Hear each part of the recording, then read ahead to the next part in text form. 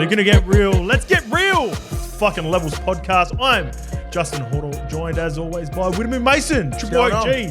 Monday, this is when the vibes start to fucking hit. This is when the nervous energy starts to begin. Yeah.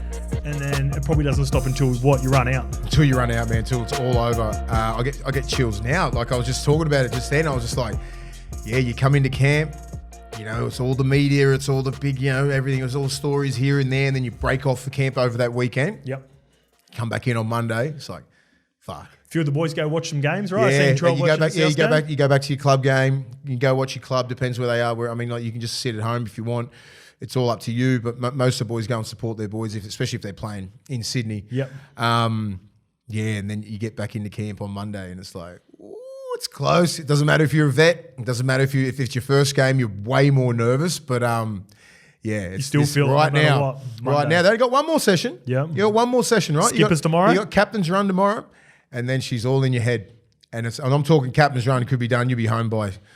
Depends who gets on there first. Yep. I'm not sure whose home game this is in Adelaide. Depends who gets on there first. Who'll get more recovery, all that kind of stuff, because they won it both at Adelaide, right? So. How does that work? Is there conversation? Yeah, it's a conversation. Or each team gets Well, if you're at Suncorp, you're fucking getting arsehole. Obviously. You know, you might get on there. But the neutral grounds, Adelaide, Melbourne. Yeah, I'm not sure how it works. It'd have to be a good conversation between the QRL and the New South Wales Rugby League. It would have to be year on, year off, right? If you got the better run the year before, then you get. Because usually they say like whatever this game is, this is Queensland's home game. Okay. It could be New South Wales' home game. So WA would have been New South Wales' home game last year? Yeah, because there was two in New South Wales. So is there two in Queensland this year? No, so there's Adelaide, Queensland, New South Wales. Yeah. So I'm not sure how it works like that. So one of them they give our game to Adelaide, you know what I mean? So it could have been Brisbane, it could have been Queensland, it could have been New South Wales. But regardless, I just say if you're playing at Suncorp, you might not get on to like 6:30, 7. You're not getting home till like 9. So they were trying. They could fuck you, because people are used to training at like captains run at 4, boom, home, eat at the right time, all that kind of stuff. Not 10 in the morning anymore. Not 10 there. No. They sort of want to emulate the time of the game. Yeah. But a lot of teams will do that on today's session. Yeah, okay. They'll do today's session, so it doesn't matter about tomorrow and the fuck around. All you get to do is train on Adelaide Oval. But they might have trained, most of these teams now, they might train at 10 past 8 tonight. Yeah. So you tomorrow train and run, captain's run, all that kind of stuff. So I think that's how it works because of the fuck around of the captain's run. Yeah. I think so there'll be both a lot of little games like that were played. You know, like when New South Wales is playing, we're at Acor. You know, we'll do our captain's run at 7 o'clock. They'd have to do theirs either real early or late. So. Yeah, I think so. Teams now they'll probably do their, to acclimate the time and all that sort of shit. 10 past 8. Well, hopefully the New South Wales in particular get through that training session because the troops are dropping like flies, OG, which we'll get to. So this is a special week of review. We'll be getting through round 13 at the end, but more importantly, bang, we're smashing Origin 1. We're previewing Origin 1. Mace has got the man of the match, X Factor, perceived weakness, first try scorer, and scoreline for the New South Wales. And I'll be doing the same for Queensland. We'll touch on the Latrell news, Payne HAAS, and Nathan Cleary with some scares as well. Get into the round of footy, and as always, we'll hit our dog of the week. Yeah. We're going to leave the depressor alone for this week because there's so much Origin chat. Did you watch them, Butts? I watched a few of them. But not all of them. And then also, biggest takeaways, it was round 13, bye week, basically with the teams in Origin. Yeah. So we'll save that for next week. This is going to be a massive Origin 1 focus. Yeah. So really looking forward to it. 7.2K subscribers, OG. Wow. 7.2. We're flying They're now. listening. People are listening. Chasing that 10K. I reckon we're going to get that 10K by before Origin 2. Easy. Yeah? Easy. I was thinking maybe at the end of Origin 10. Yeah. 10 would be nice. That'd be nice. Yep. I reckon we'll have 10K before Origin 2. So that's my goal. The new episode of Simply Par is up. That dropped with Boydie Corden last night. Love Boydie. That's good, eh? The grouse. I saw Boydie at the True Blues thing on the Monday. We had a good chat because, with Boyd's career, obviously everyone knows he got cut short. And it's good to always, just to see how he is as a man, as a human. 16 New South Wales games, OG. As a retired human. in 28. 3 premierships. Could have gone down as one of the greats. Cups. He really is one of the greats. That's what I said. We already got your. So I asked him, like, how are you, mate? As a human. Yes. I don't care about it as a rugby league. Don't worry about footy. Play. Don't worry about that. How's the mate, person? I'm good because I heard that he wasn't doing too good about 6 months ago. But hey, what do you expect? I'm like, you take that shit away from me when I'm 28, when you're at your pinnacle, mate. You're not going to be sitting pretty every day, are you? The Roosters will look after him for the rest of his life, so they should. Yep. He's got a really good support system around him, and he's in a really good place. For him to even turn up to those True Blues things as an ex-captain, and he should be the captain of that side. 100%. So imagine that going through your head. Like it's still be captain. So still a bit of hurt there. All that is gone. You know what I mean? He's done some. He's all about life now. Like, he achieved so much in the game. He achieved everything in the game. And I compared it to Alex McKinnon. Yes. I said, you could be Alex McKinnon, right? He goes, you're fucking right. I said, that's perspective. Always put things in perspective. His career got cut short. I thought Alex was trending that way to play for New South Wales. He was a junior rep. He was on the trajectory of the same as the boy CORDNER. Very highly respected as a young kid. Yep. Well beyond his years. And it got taken. Doing a really good job for NRL.com at the moment too. When I'm preparing for a show, I'll go through. He does an article that I sometimes read. I think it's on either Fox League or NRL.com. Mac is a smart man. One, he's really intelligent, and two, he doesn't hold back. No, man, he's got zero. Mate, he never really did. Now, like now the game's taking shit away from him. Whatever he sees, he's like, fuck you. He'll call you out like usually, like just say, well, I was blessed to play 2 years with Macca, like. 3 years, actually, 12, 13, and 14 up in Newcastle when he was a young kid. Yep. Yeah, but so that's how I put it. That's how I put it to Boydie, and just said, look, there's totally different. You've done this much, like you're like 0.2%. A lot of other kids didn't even get nowhere near you. Yeah. So that's why I think he does put it in perspective, like, and he goes, you're right. Yeah. And he's a great man. Mate, I train with him out at Reborn, the gym out Still at Canelo. I go eh? there. Oh, he's a fucking animal, bro. Yeah. It's like whenever I'm like training, it's the same as you. Like I tell you all the time, you're in fucking good nick for the E-Lab stuff. Yeah. And it's just like you can see the best of the best and why they're at the best. Their attention to detail, your attention to detail with everything at E-Lab, and then his attention to detail. Like when someone sets him a target on the fucking skier, rower, assault bike, bro, he just doesn't get it. No, he goes through the line. I told you the story about when we were running around the car park. Have I told you that one? So we're running around the car park.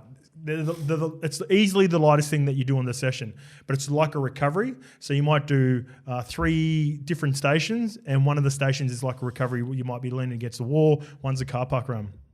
And I was running around the car park, and there were no like parameters set, and there's no cones put out. But like I sort of ran around the car park, and you know how the lines for the car spaces are the white lines? Yeah. I sort of just ran over the line, and no one said anything. I was like, in my head, I was like, fuck, whatever. Anyway, the next lap, because it depends on how fast you finish the other stations, Boydie come running around me, and sure enough, when it come to the white line, clearly you ran around it. And I went, that's the difference. That's the difference between elite and what my career was. He's a good man. How'd you go with that? I watched it. Yeah, good. Did he hit him good? He hit some all right, eh? Really good. Yeah, he got me again, so I still haven't got a win against Boydie. I saw that you haven't won one game against him. I fucking can't beat the Relax, cunt. Boydie. Come on, bro. He's still super competitive. So if you like that episode, go on and obviously like that episode, subscribe to the channel, leave us a little comment or on some of the level stuff. Mace, it's been really overwhelming the last couple of weeks. I think I've been getting a whole heap of messages about people that are loving the show. I know people get fired up with you, in and around you, around Origin time. So people love this time of year, and we are grateful to have you with us at Levels Network. Like I said, it's a shortened week, so no takeaways from round 13. We want to thank our partners, BodyScience, for being with us for a couple of months now, and we're going to be with us for the year. Good people. We've been telling you about the high protein vanilla flavour pretty much the entire period. Mates, we've got some new products here today. Look at this. We got the passion fruit cheesecake mousse bars. How did I know that was my favourite cheesecake? What did you do? How did you know that? You actually said it off air without.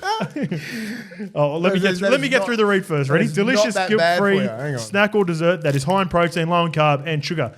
with 3 grams of collagen per bar. Naturally sweetened BSC Moose Bars are currently available in Woolworths, Chemist Warehouse, online at bodyscience.com.au, and in independent supplement retailers. Mace, while I fucking hit this, tell me about your Body Science Derg of the Week for round 13. I'm going to stop eating this. I said half of it in my fucking mouth. I'm going to have a bite. Hang on. Well, you want me to go first? I'll go first. You go first. I'll kick us off this week. My one is Big Papa Baby from the Canberra Raiders. Sent a statement, not only retiring from Queensland, but he sent a statement to Canberra Raiders that his intentions were to dominate for Canberra for the rest of the year. And did he do that in his first opportunity in not playing Origin? 54 minutes, spitting all over my fucking laptop as I get that out. 54 minutes, 18 carries for 216 metres, 66 post-contact, 4 tackle breaks, 2 offloads, 33 tackles, and a duck egg for misses. With zero errors. Big Papa, you retired from Origin, put your best foot forward and make sure you dominate at Canberra. And, bro, did you do that? I hate to top a Harley here, but I looked through the stats, right? So I knew that you were, we had to look at Canberra and all that kind of stuff. We're looking through the dog of the week. I'm always trying to go, we always mix up. We don't just go, if you're playing against a low side and you're the man, I expect you to do that sort of shit. I don't care, even though Souths have a few out, they've still got a fucking great culture. And they're about that. Do you know what I mean? It was a great game. And it was a fucking solid game. And then I looked at the stats, and his partner in crime, Joey Tarpanay, stat-wise, I think he beat him. Whatever you just wrote out then, that's not a competition. Anyway. Well, now I feel like it is because I want to beat him. But Joey Tarps, 68 minutes played, 16 hit-ups, 227 metres, 102 metres post-contact, 50 fucking tackles and no misses. Great stats. Are you serious? Great stats. Then that's 2 guys in your starting pack. What a great combination they are. Mate, they've got a really good thing going on down in Canberra. There are a bunch of dogs down there, but what a dog performance by both of those boys, man. If they had got beaten, you're shattered all week. Yeah. They should have won this game. There's a lot of emotion around that game, obviously, which we'll get to and we'll touch on. But those 2 guys leading from the front, I didn't consider the Raiders a genuine threat, but when you got the 2 big boys through the middle, it's a proper dog. Horsburgh was unreal. Yeah. But I was like, the only reason I didn't go Horsburgh, I'm like, fuck, we've done a lot of Horsburgh lately. Yeah. And I was like, and then I was watching the game and Big Papa was just busting them through the middle, like early on in the early exchanges. And that's hard to do. In these days, they've got a good pack at Rabbitohs. In this day and age, it's hard to dominate a pack in the first 10 minutes because everyone's up for it. Everybody does so much work on their tackle tech and it's all about the start of the games. So when you see these guys like Payne Haas, the Fleglers, the Carrigans, the Taumalolos, the Aden Fanua Blakes, the Pangai Juniors who fucking go at it and get after it in that first 10 minutes, you're a different type of dog. Yeah. You have to be. Because to dominate in the first 10 minutes and just say sometimes, oh my God, he's had 8 hit-ups for 90 metres. It's like in the first fucking 12 minutes. Yeah. You're going after it, man. That's why that's a big job. You set your team up for success. That's why these guys, the Payne Haases, will be getting a $1 million+ this next deal. Yeah. You know, like the Carrigans, like he's lucky he's got Payne Haas. Yeah. They all work together. Flegler, they all work together. You can't just be the man by yourself because they'll one out you. You know the beauty of Tarps too, and obviously Big Papa. Can we agree that we're both dogs? Yeah, big dogs. Big dogs. We'll join them. They're both dogs of the weeks. But the beauty of what Tarps has done in the last 18 months is he's putting together those numbers, and this is respectful. Sorry, I didn't even really notice it because he played reserve grade 18 months ago. Yeah, you know, Sticky dropped him, right? Yeah, him and Horsburgh. He fucking dropped him. Yeah. And like, you know what I mean? Like that's the sort of like people pretty hard on Ricky, but he does get the best out of these guys, mate. He knows who to drop. Yep. He knows. He fucking dropped Big Papa a couple of years ago. Remember? Come back. He did.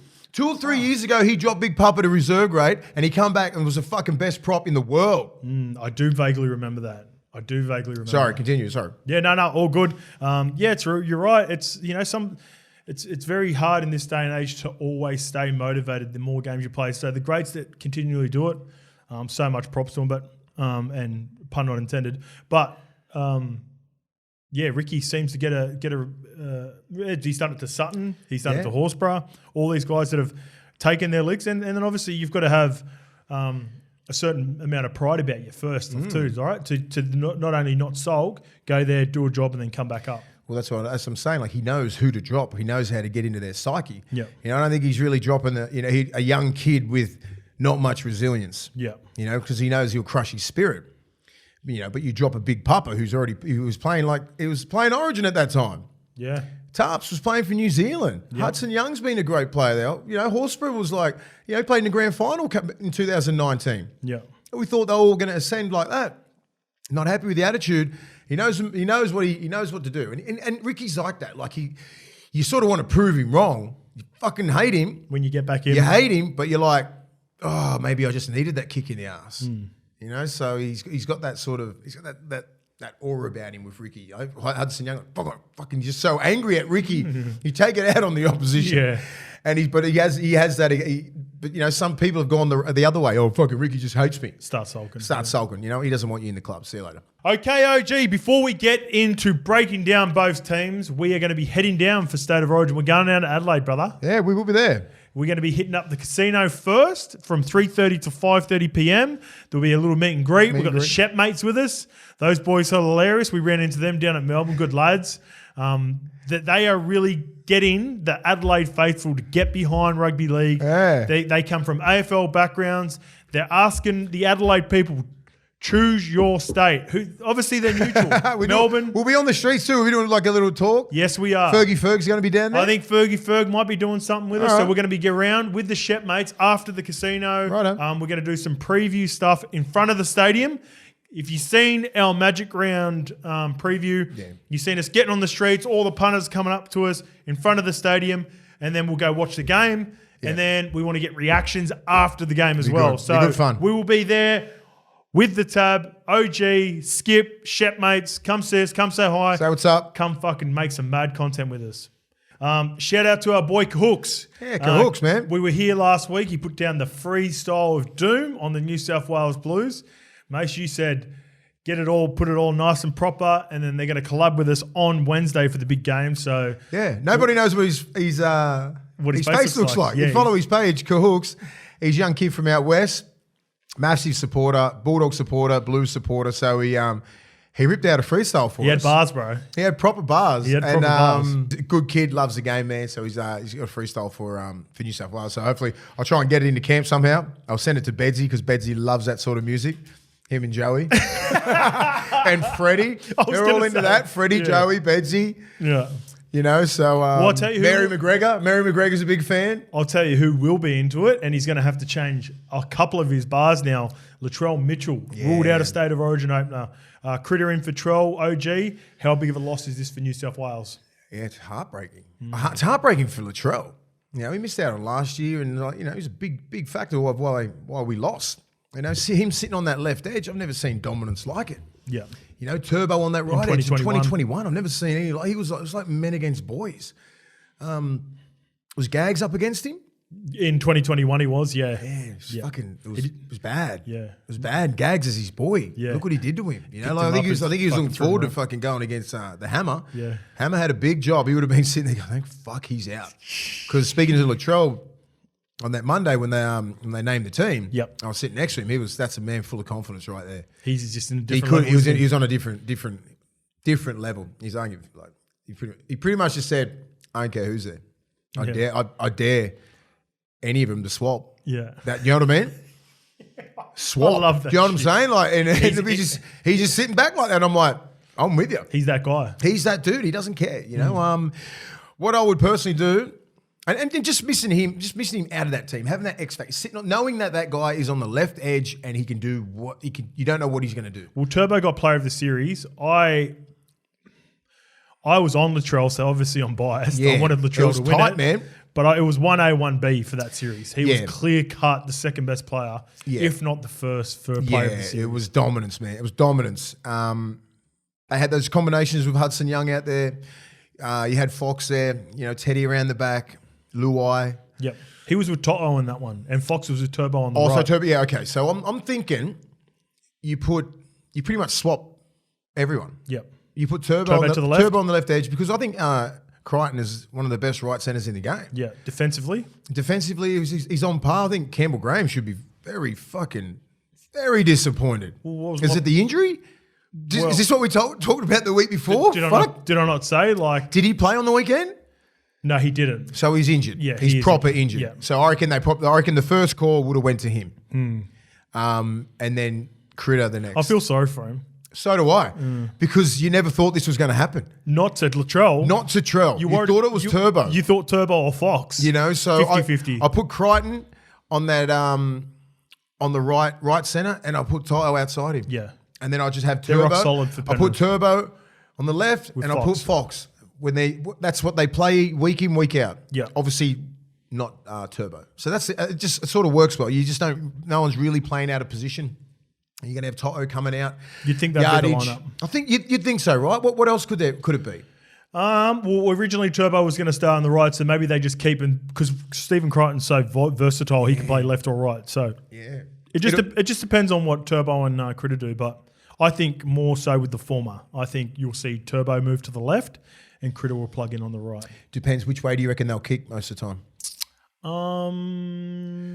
Do you think they'll kick down Fox's way a fair bit? Because he's under, I know he's not 100% fit. He probably will be by Wednesday. But do you want Toto coming out that first or second hit up? Well, sometimes they like to kick to who they perceive the hardest runner is for play two. Sometimes they kick to the Totos of the world to put it up, and then they can get under him so it doesn't build any momentum. Yeah. And therefore Teddy and Fox have to take that second carry. Or Stephen Crichton now in Turbo. So it'll be interesting because that's part of the game. That is the tactic that they'll be sitting there going. So I don't think New South Wales will name their side until the hour and a half before you have to name it. They can name whatever they want to put in there, but the sides is very, very important. There is actually no reason for them at all to name who they're going to put in. No, they don't. It's just the last little bit of mystery. Who gives a shit? Yeah. So Queensland's going to have to make that decision now before a game, which is not a big one. You know what I mean? But you know, which side would you rather Teddy running out of? If you're kicking that way, he loves coming that way because he's a right arm carry. Comes off his right, straightens up really well. He can have those combinations with Fox, so he steps back, comes down that left edge. You know, there's a lot of things there. Do you want Teddy coming out of that way with a right arm carry? Yes. You know, you do. Yeah. You know, and I want Reece Walsh coming out that way as well because we'll talk about Queensland's weaknesses as well because I want him coming out that way, right arm carry, get straight under him, drag him back 5 metres. That's what they'll be doing. Yeah. And that's where we're going to miss Latrell in defence. His anger and he's just fucking pissed off. You see what he did to that little Walshy kid in the club game when they beat him? Just slapped him around like a little kid. Little Walshy kid. Little Walshy. Like, he did treat him. He treated him like a little kid. He held him up and just like sort of laughed at him because Trell's like that. Yeah. He's that sort of cat. He's like, he'll fucking get under your skin, man. What are you going to do? He knew potentially he could be in that position, right? 2-3. So he's playing the game before the game. Plays mind games with him. And he Gags is one of his boys, right? It's fuck me. Like you think they hated each other. He buys into Origin better than anyone. He's fucking mate versus mate, state versus state. He wants to kill you. Yeah. Like he takes it personal with it. All the brothers as well. Usually he's like, hey boy, we're boys. No, we're fucking not. No, we're not. And he takes it to a new level. He showed Gags those couple of years, man. He's the modern day version of GI. Like the way that GI, when it used to, at one point, obviously there's so many immortals that played for Queensland, but the difference maker in so many games, bro, was GI. Please, it was awful watching that guy just fucking terrorise your whole left edge. He didn't even necessarily have to do too much. And he did it off from the wing or centre or fullback, whatever. He's just like that dude. Like he could have 7 carries for 180 metres. 80, but score 2 tries and set one up. Yeah. Or score 1 try and set 2 up. Like Darius Boyd. Yeah. Darius Boyd, I think he's a top 5 try scorer. His average meterage for tries is 5 metres. It's a fucking stat. Yeah. Don't blame me. Is that legit? It's legit. Fuck. Blame fucking. I didn't toss it up. I was watching an Origin one. His average meters was like 5 meters for a try. That's try, 5 meters. That's just GI giving him just a little. Yeah. There you go. Yeah. There you go. He could have scored it himself. Yeah. GI could easily be top try scorer of all time. Yeah. I reckon he's given 15 away. Yeah. Just because you don't, you have it. Yeah. Minimum 10. Yeah. Minimum 10. So. It's I feel sorry for Trell, but I think him taking this game out, probably missing the South game, getting rest. Hopefully it's a grade 1. He'll be back for game 2 because this could turn into just say if he pushed it to play right. Yeah. Bang, turns into a grade 2, grade 3. So you're out. It's a grade 1. Yeah. Yeah. Like he could have, like they'll umming and ahhing how bad it was. Yeah, I can imagine. It wasn't one of those ones where it's like, oh, bang, someone shot you with a gun. It was like, fuck, it's tightened up. So, it just sort of grabbed a bit. Yep. It grabbed and sort of, so it didn't really tear anything, hopefully, until you get scans and all that kind of stuff. So then you're going to be right for game 2 in 2 or 3 weeks. If there was, as a Queensland fan, right? I'm neutral. I would say I'm neutral, but I sort of... Yeah, you are fucking Queensland. I lean Look towards at the light over there. You asked for the maroon. I lean towards more Queensland. I reckon Queensland players won't say it. Let's just say Queensland fans. If there is one player in this series right now... You want out. That you want out from New South Wales, as long as they're like healthy and they'll get back, or just say no, just like a miss, a calf injury. You don't like a grade 1. You don't want anyone to get an ACL, but you just don't want them to play in Origin. I reckon a lot of Queensland Maroons fans would say Trell Mitt's our number 1 right now on form. I reckon 2 years ago it would have been Turbo. It's Trell. I reckon right now in 2023 it's fucking. It's probably Trell and then Payne Haas. I reckon that's how it goes. Yeah, that's how much Payne is. Payne I think he's going to be. He needs to be our dude. But But what about then? You got Teddy, Nate Cleary, Isaiah Yeo, and I legit. And this is not even. They're all world players, man. I would pick Trell. So if you could pick a player, go all right. They're going to be fit. They're going to play club level this week. The only thing is there's some weird rule now where you can go. Someone healthy has got to be a scratch from each team. Yeah. You pick one, it'd probably be Munster, right? For probably Queensland. 100% If New South Wales could pick a player, it'd be Munster. I reckon if Queensland had a choice, they had to pick one right now, it'd be Trell. Yeah. And you're talking, we got some great players. And there's levels to every single one of those players. Exactly. As soon as I heard that this morning, I was like, fuck. Now, as soon as I heard that last year with Turbo and Trell out, I'm like, when we're on the verge of winning 3 in a row, I'm like, now it evens up. Now I'm thinking we can just fucking go to town on them in Adelaide. Now it evens up. Yeah. Even though this is me speaking as from a New South Wales fan, but yeah, plus I just want to see the best go at the best. I love to see Hammer go at him. Same. I just want to see that opportunity. I want to see him have the opportunity to get out there, play his best football. Well, that's newsworthy as well. There was reports that it was perceived that because Val Holmes plays left centre and has a combination of Murray Taulagi, left centre, left wing, the chat is that all the training throughout, leaning onto the weekend, they've flipped Hamiso over onto the left, and he's playing left side with Murray Taulagi, and Val Holmes has gone to right edge. That's what they've been training like. Yeah. Do you think that's firstly, what do you think of that move? Would that have been something that you would have done, or do you think it's mind games like 2 years ago when Brian Toto and Fox for captain's run were training on the opposite sides, going to the captain's run, and they flipped by the time it came to game time? I think it's all what happened a couple of years ago when the Hammer. I think the only reason why Hammer's got picked is to mark Turbo. That's it. If Turbo doesn't score any tries and doesn't set up any tries, Hammer will get picked for all the 3 games because he would nullify him. That's so it. you reckon they moved Hammer to the left because they wanted to simply because he handled him a couple of years ago when it was fucking prime Turbo. What do you reckon? He's like, he's probably going to think, Hammer's got that extra speed, man. Yeah. Just a little bit of confidence out of dealing with that. That's what I mean. That's exactly why he got picked. So he can mark Turbo. That's it. Yeah. That's what I reckon. I mean, I don't think he deserves it, but I don't think Gags deserve to get dropped. But they probably, Gags he's got handled a couple of times in Origin too by Latrell. Yeah, we spoke about the 2021 series wasn't his best, but fuck, they won last year. I know, and he still won. He still carved up last year. I still would have got Gags. And Gags statistically has had his best year club football wise. There's been some, everyone was saying, he only plays good for the Maroons. His tackle breaks, he's top 5. He's killing it. He's killing it this year. So I feel sorry for Gags. I know the kid since he was 20 years old up in Newcastle days, but I feel sorry for him. But I honestly think that's the only reason why he got picked. Speaking of guys that have been picked but are 50-50, Payne Haas, obviously, a lot of chat around him at the start of the week. Mace was his injury? Rolled his ankle at training on one of the plays, but he looked all right today and he was running around with the team today, so it looks to be good. Fine. And they're also talking about Nathan Cleary might have a toothache. What is that? That's just rip the fucking thing out. I think those are those little ones that now they're little. Oh, there's nothing to talk about. Everything's all the stories are done. Yeah. Latrell was their biggest one now. Now you think they're going to stop Cleary from like a tooth infection? Do you reckon it's like a would have to a little deflator? It's like, man. All right, Cleary's out now too. Oh, he's back. Everyone can rejoice and honestly, How could you be ruled out with a tooth infection? Like how? Unless his whole mouth just like swells up or something like that. It's like I'll get it up as you keep talking, mate. It's a little bit of bullshit. Payne Haas, he rolls his ankle like that. That happens. Yeah, that was apparently he rolled it on another player as well. So that happens, and he would have been. New South Wales rocked. It's been would have recovered for the first couple of days. Yeah, Nathan Cleary is battling a tooth infection with a replacement on standby. So Nick Hines has been prepared. Well, who's the 18th man? Well, Stephen Crichton was with. You're gonna have to text Steph. Big Steph. Oh, Matty Burton's been caught in. Big Birdo. Oh, Birdo's been caught in. It's good. Well, he's a handy replacement, isn't he? Yep. Yeah, wow. I just don't think this is all bullshit. Let's just get to the game. Payne Haas will be 100% so Nathan Cleary. This is a little fakey, or it's probably not fake. He's got a tooth infection, but it's not a big deal, is it? But it is in Origin. As I said, everything's amplified by 100,000. Yeah.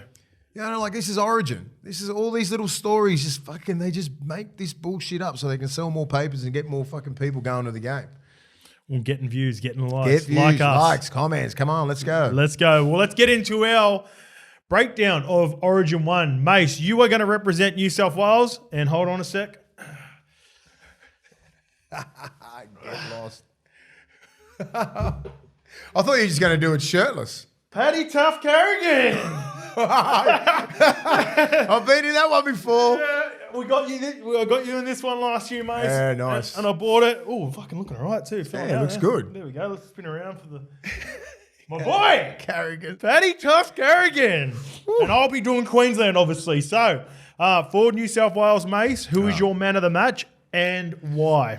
My man of the match will be Payne Haas. Ooh, I like it. I just think the first game, it's so important for him to really stamp his foot in Origin. He hasn't yet. He's been there for 2 or 3 years. He's found his feet. Got picked really young. Yep. Off the bench. Started last year. Then got injured. Didn't finish the game off. Didn't finish the series off last year. This year couldn't be in better form. You know what I mean? Everything that he's doing. He's leading the Dally M. The meters, literally everything every category that you need to lead, he's doing it. Now he needs to do it in Origin. This is where you get tested. And this is where they're all going to be coming after. As I said, like the first 10 minutes in Clubland is hard. Imagine what this is. Here you go. They're all going to be coming after him. Payne Haas with the tab is paying $15. $15. Get on it. Because I think he's I think he's prime, but I think he's like 23 now. 23 years old. He's played like probably about 6 or 7 Origin games. Like he's starting. He's going to be that dude. Him and Pangai Jr. I think Pangai's going to be his sort of bodyguard because he's a bit older than him as well. So like no one's going to fuck with Payne. They don't do it anyway. But there'll be a little bit of push and shoving around. Yeah. Always with me. Hey, TPJ will be in there. He'll be in there around there. A couple of Broncos, like Broncos Flegler, old boys. Carrigan. Flegler and Carrigan versus Tavita Pangai Jr. They know each other. They're going to go at each other well. Yes, and I can't wait to see that. The X Factor. All right, let me do my man of the match. We'll go one for one. You go. All right, my man of the match. Nice and simple, baby. The Prez.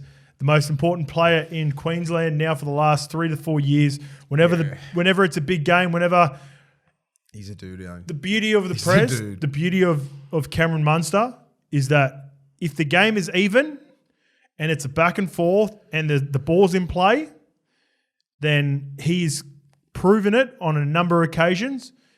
When everyone starts to fade, if it goes set for set and bang fest for bang fest and it's low scoring and someone can break open a game from nowhere, even sometimes on the back foot, it's the Prez, baby. Cam Munster, $6.50 for player of the match. Is he the favourite for that?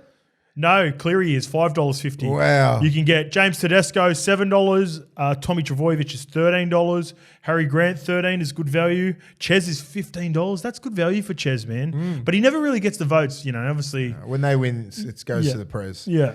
Mate, my X Factor. Yep, all right. And we'll get into it. Yeah, X Factor next. My X Factor is Teddy.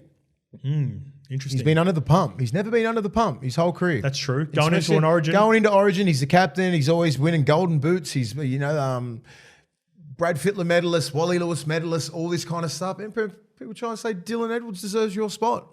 Get fucked. That's what he's saying. That's what he's going to say. Yeah, this is what he's going to say. Because Teddy's about that sort of shit. He's never been under the pump. He's their dude. He's their captain. He played well against the Dragons. He's their spiritual leader. He's not that guy who talks all that sort of shit. but he's all about his action. He's all about his actions, and I think this would be Teddy. Yeah, this one game. And what you're saying is normally he goes into State of Origin either favourite or second favourite at worst, and he's third, obviously, now behind Nathan Cleary and Cameron Munster. So that's a good one, man. And if you think back to that Dragons game, he all but won his team the game. Ripped the ball off fucking Moses Sully. Yeah. Scored 2 tries in that game, was in everything to bring Roosters back into the game, and just fell short. So he'll be keen for a big one. I'm going to go the opposition fullback, X Factor, Reece Walsh. Yeah. You called him boy, kid, Latrell. He's kid wonder. He's the kid wonder. Like he's got it all. Trail mid ain't there anymore, baby. Trail mid ain't there anymore. And you talk about guys who need to have a performance because he's not necessarily under pressure, but someone who was dropped for him, Kalen Ponga, is been that dude. Yeah. Like whatever you think about Kalen Ponga at Newcastle level or what he's done this year or his HAAS, go back and watch Origins in the last 3 or 4 years and tell me Kalen Ponga isn't one of the most... Even just but like, even like, you know, like all the guys think, you know, he's a pretty boy, he loves all the flashy shit, all that kind of stuff. Fuck that, man. You put an Origin jersey on that kid, he goes ballistic. Reece Walsh is hit with the same thing. Yeah, good looking cat. He's got all the attributes. Now he gets tested. $15 for Reece Walsh for man of the match. I'll be having a play on both the Prez and Walshy. Just a little dabble on each side. Nothing too crazy, responsibly. Of course. Mace, if you perceived a weakness for your New South Wales team that you're worried about, what would it be and why?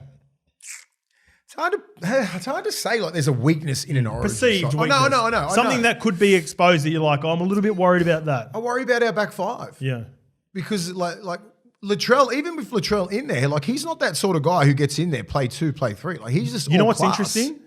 Their top back 5 2 years ago is why you probably perceived New South Wales to go on a run, but it's a lot's changed in 2 years. Changed, hasn't it? You know, Teddy, you got Fox, Toto. They're not big. They're not a big back 3, right? You got Turbo, who doesn't, you know, Turbo and Steve Crine. I think they're going to have to do the lion's share of coming out of yardage. They're big bodies, man. Big bodies. Steve Crichton's been doing heaps of it this year. Heaps of it. He's toughened right up. Turbo's, I don't question both their toughness, but as I said, you think Carrigan and all those blokes aren't going to be trying to go down there and fucking pick Fox up? And it's hard picking Toto up, but Fox ain't a heavyweight. But Toto's still easy. You can stop him. It's Origin. You're going to get up and you're going to get under him. Teddy the same. Teddy's not massive. Toto and Teddy aren't as strong as they were a couple of years ago. No. Not running as strong as they were. Yeah. Do you think they can flick a switch I for think Origin? they can flick a switch, but I reckon defensively, the Maroons can flick a switch and vice versa when it comes to us as well. We're going to be. You think Walshy ain't going to be getting the ball? You know what I mean? You want Tab. We want the hammer coming out, play 2 and 3 as well.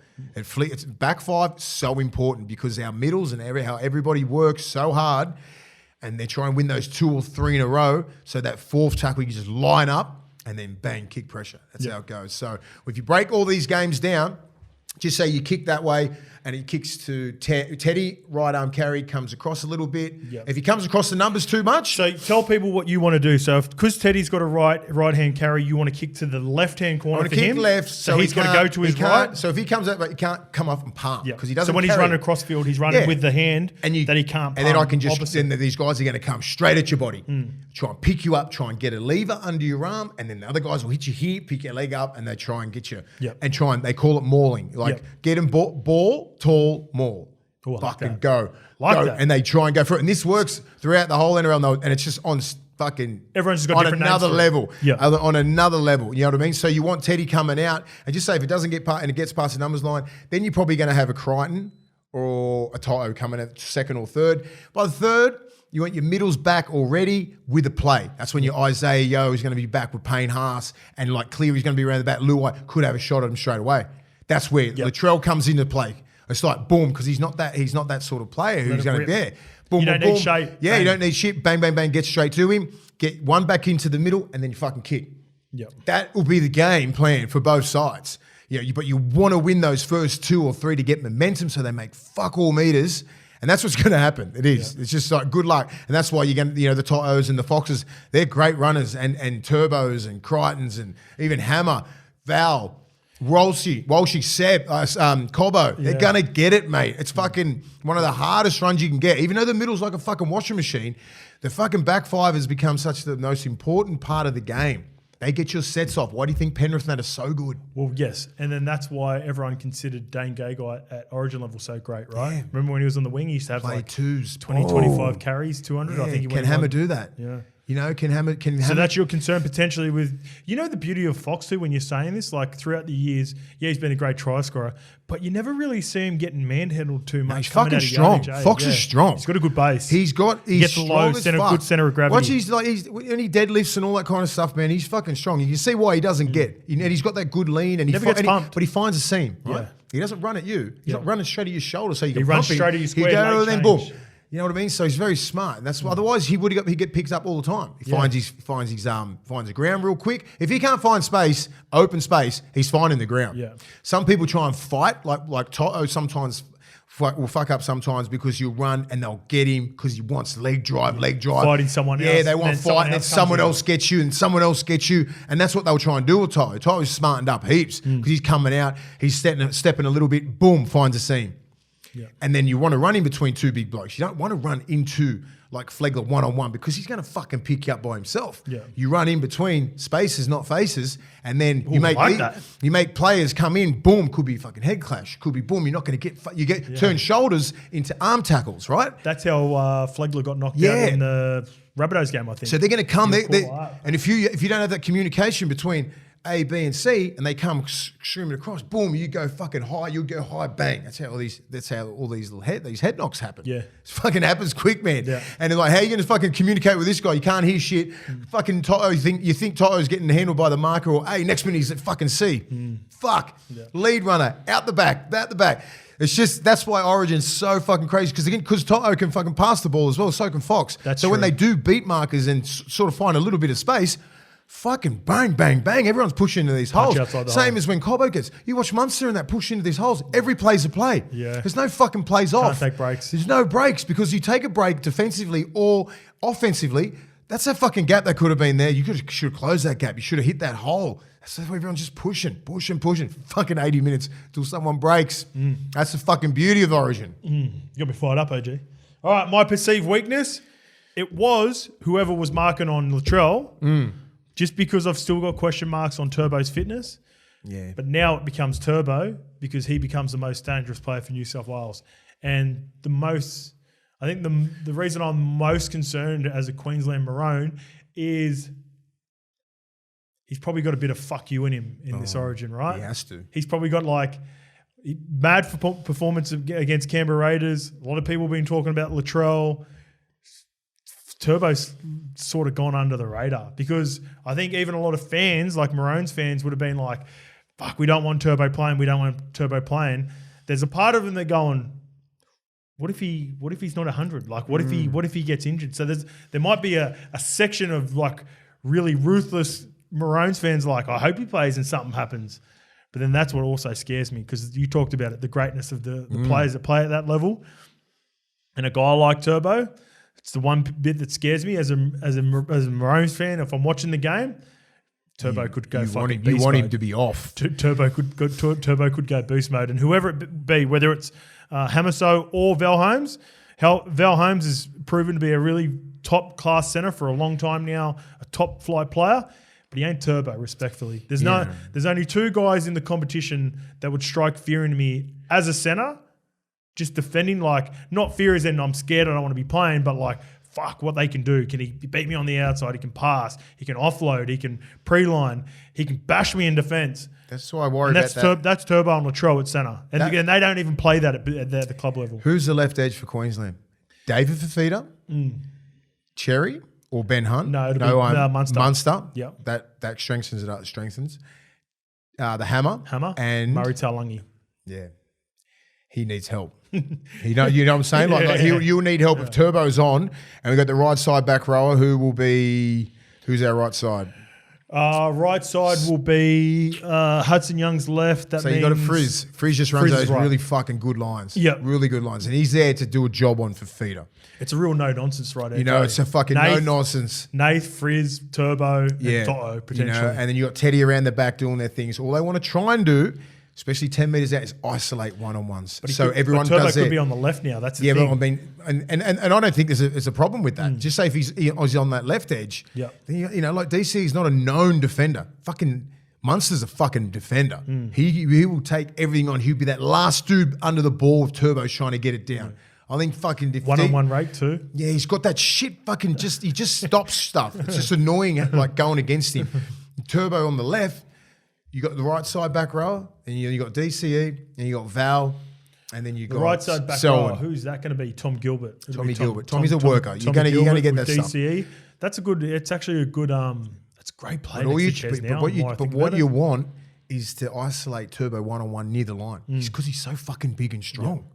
I reckon you can go him 1-on-2 and he'd still do a job. Yeah, and then you got Teddy around the back. You know what I mean? You want to fucking get these guys isolated, one sliding out a little bit because Turbo's running those lines.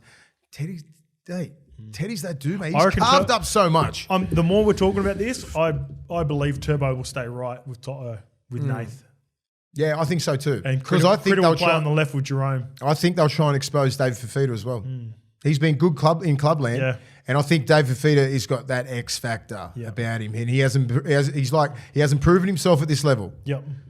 You know, so like he wants to get that early ball. He can. I mean, I hope he just sits back and does nothing because he's a fucking machine. Munster will get him into the game. Has to. Yeah. Early ball, and that's why it's such a big job for Frizzell to fucking go at him. Like as soon as he gets the ball, you are jamming in on his ribs. Oh, Frizz is going to go hard. Yeah, he needs to. Yeah, he knows what his job is. Because you know what? Because like if not, Liam Martin will. Yeah. Fuck, you know what I mean? Like if I'm telling you, Yeah. if I'm coaching, I'm thinking I'm fucking starting Liam Martin. Just because of the simple fact to fucking get David Fafita and get him off his game and non-stop in his face for 20 minutes. Well, you know the beauty of Liam Martin though, right? So he's a real X factor for you guys too. So you Tyson Frizzell, watch your instructions. Every time Dave gets the ball, fucking jam that cunt, get into him, go hard. Just everything you got, empty the tank because we've got Liam Martin on there. Yeah. If you're doing a job, Liam Martin, if someone else is dominating, just say Tino or someone through the middle starts dominating for Queensland. Get at him. Hey, Martin, you're going to go on the right. Stop fucking Carrigan and Tino now. Go in the middle and bash those. So he's that little Swiss Army knife that's coming off the bench. Same as Cam Murray. Cam Murray has got so much responsibility at club level. It's ridiculous. He's got to make most of the tackles. He's got the ball about 30 times a game. He runs all the block plays. You simplify the game for him. Put him in the middle and go do what the fuck you want. He'll go at it. I've got a little one. I thought about this. SEN, when we called you on Saturday, we're on the Moles Club. I threw something out there because there's a lot of chat around Alpi Coruscant potentially not playing 80 minutes, right? He plays 60, 65. Okay. I can see a world in which they start Cam Murray at 9, like the Mitch Kenny role, deal with the early exchanges and bring Uppy on at maybe the 15, 20-minute mark. And then you can move either Cam Murray to the front if need be. He can play edge. Anyway. He's so versatile that he could just take all those early contacts. Because the 9 ain't running in the first 20. No. You ain't getting mad good ball consistently in an Origin fucking opener. So that's not a bad tactic. Yeah.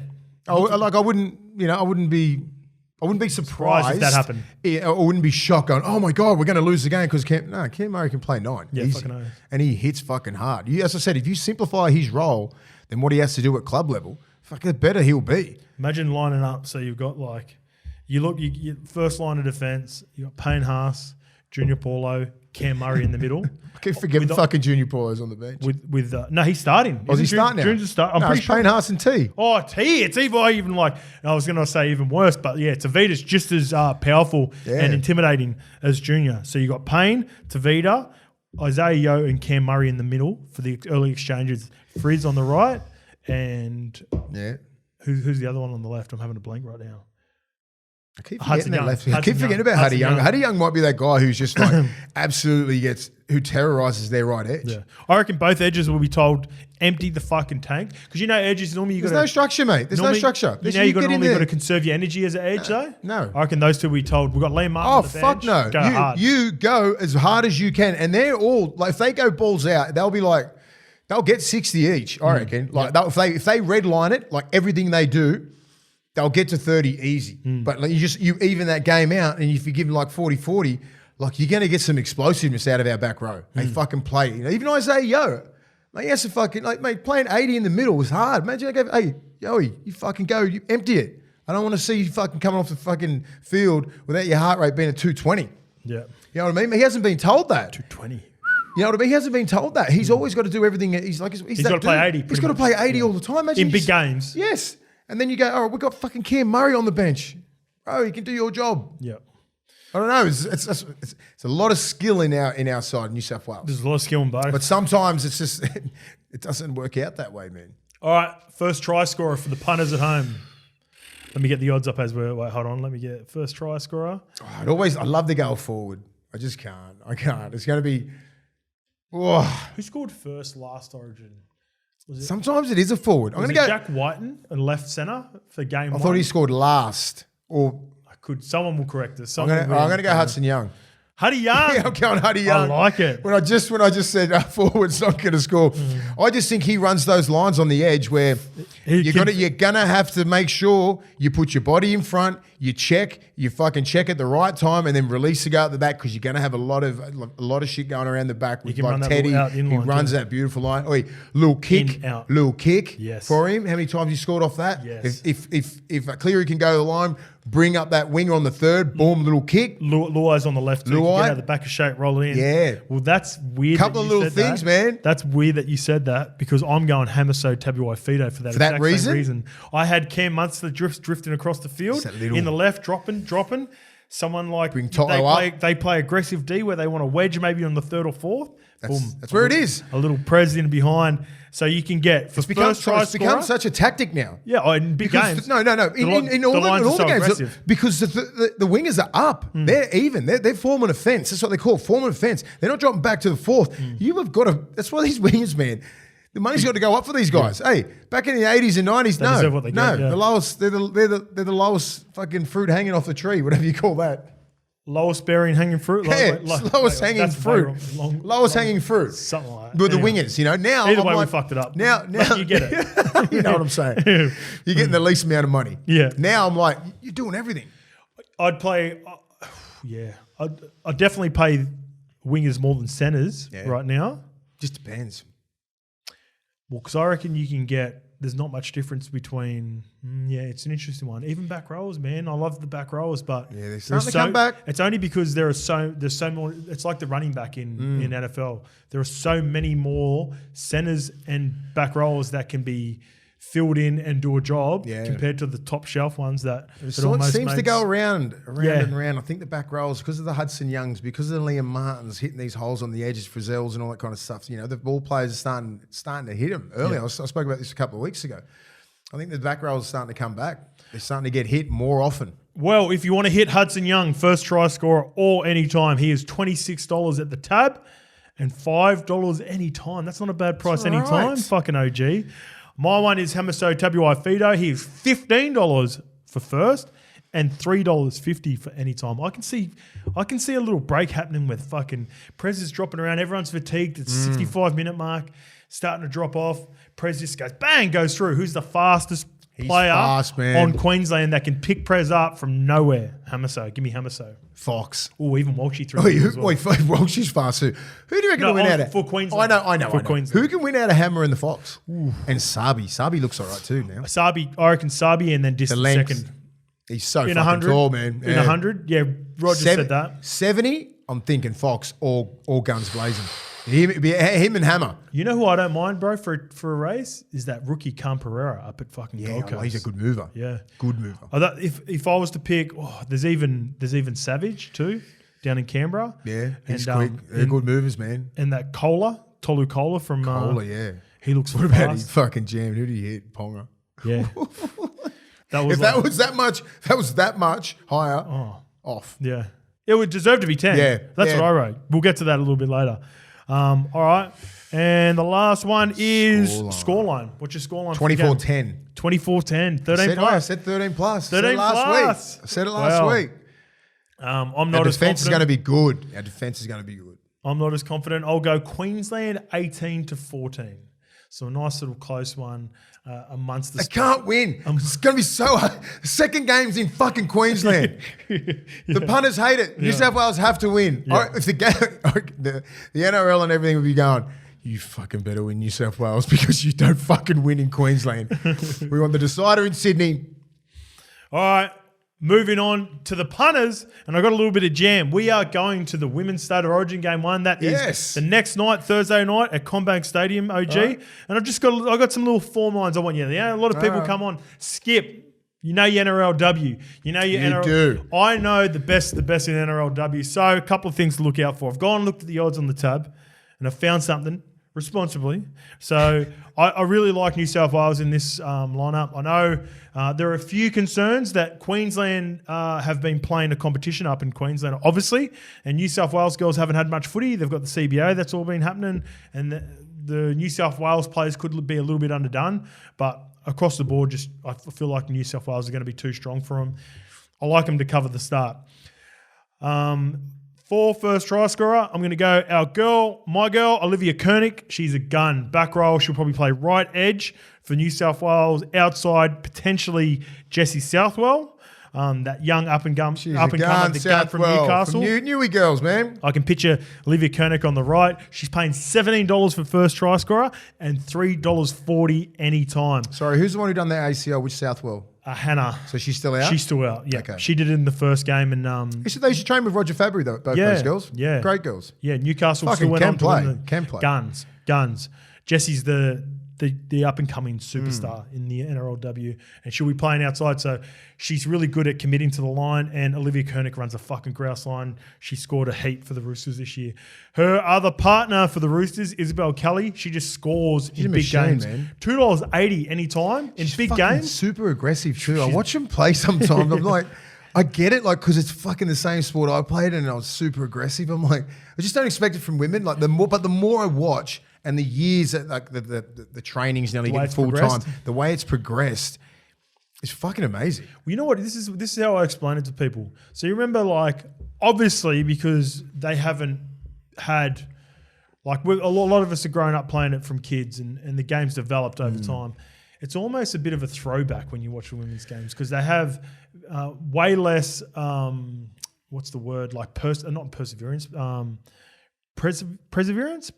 Is that when you like you find gaps? I'm having a blank on that word. It's like Lukey, do you know what I'm saying? When you go and like you can find a way anyway. The way to describe it is we find ways to get into gaps when we play the men these days, right? We're talking about Fox. When he wants to hit a hole, instead of running dead straight into someone, he might like Preservation? Preservation. Yeah, self-preservation. Self-preservation. Yeah.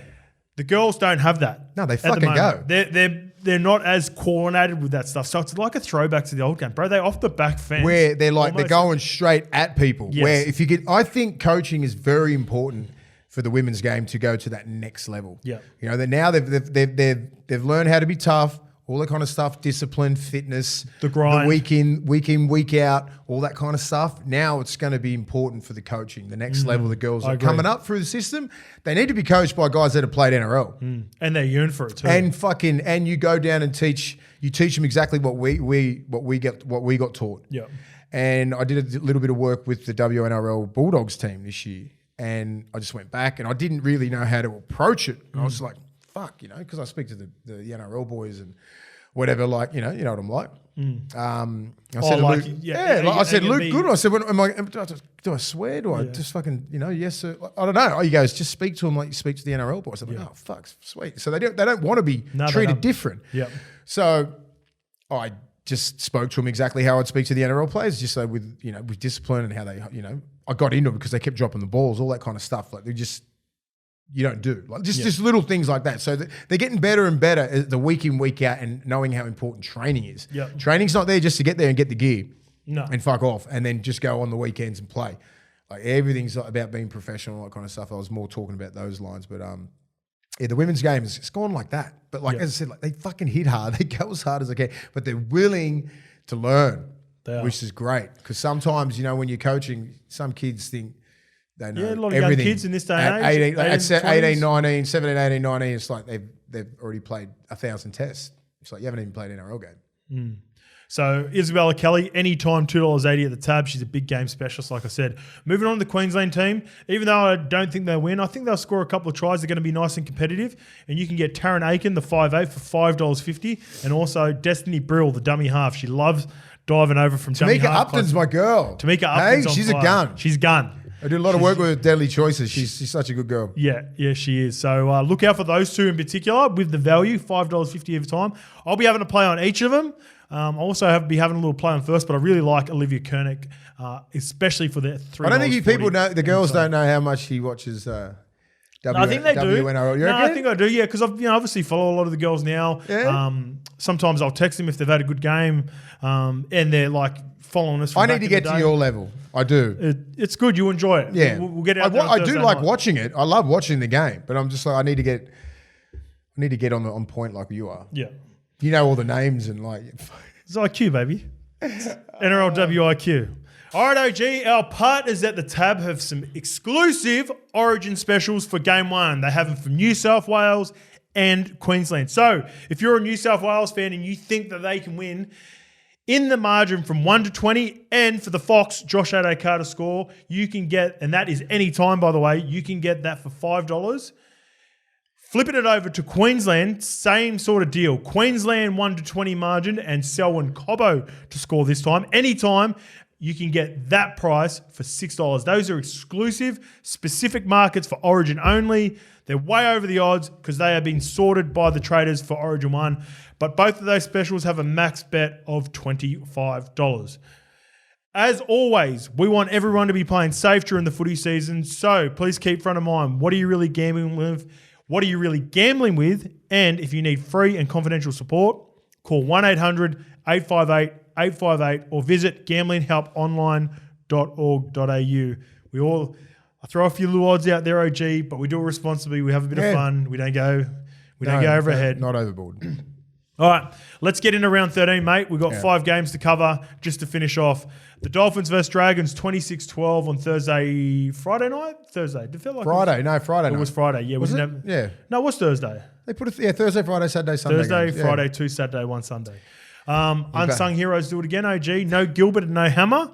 I backed the Dragons, right? Yeah, so did I. Yeah, I was thinking. I thought I was going to be upset of the round, that one. They went all right, the young fellas. Just couldn't maintain it.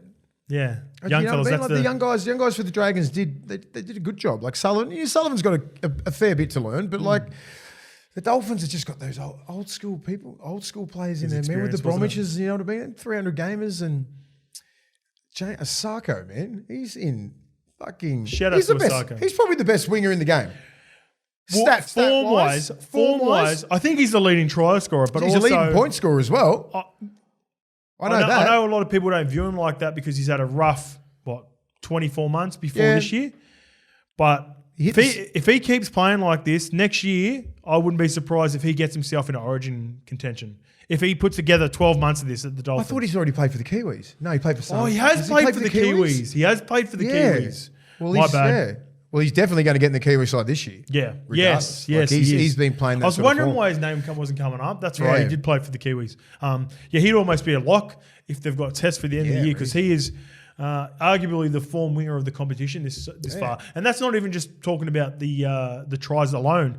His yardage carries are really good. Defensively, he's been really sound. Well, I think when he hit the scene, he was that dude. Like he's doing everything great. He kicked well. He was like finishing tries off, and then derailed a little bit. Yeah, and it's what confidence can do to you. You know, they got flicked from he signed with the Dolphins, and they didn't want anything to do with him, the Broncos. Yeah, that's the flip side. No, wasn't it? He was at the Titans last year.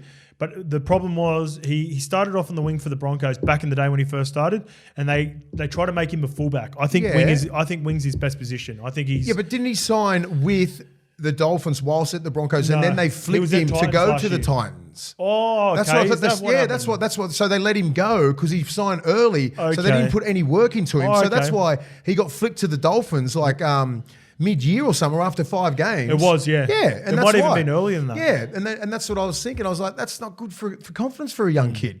You know what I mean? Like, I'm sorry, I'm going to sign with the Dolphins. You at least finish the year, have some confidence in me, but he wasn't playing that well. Yeah, he wasn't. And he just he went wasn't over the part Titans. of their best back 5. And they didn't give him the opportunity to play well as well. We'll talk about this. Then they bought Walsh and all that kind of shit. So that's how it worked out. So now he's the Dolphins. He's happy, and look what he's doing. Well, that's what we always talk about coaching, bringing out the best players, and Wayne just seems to do it all the time.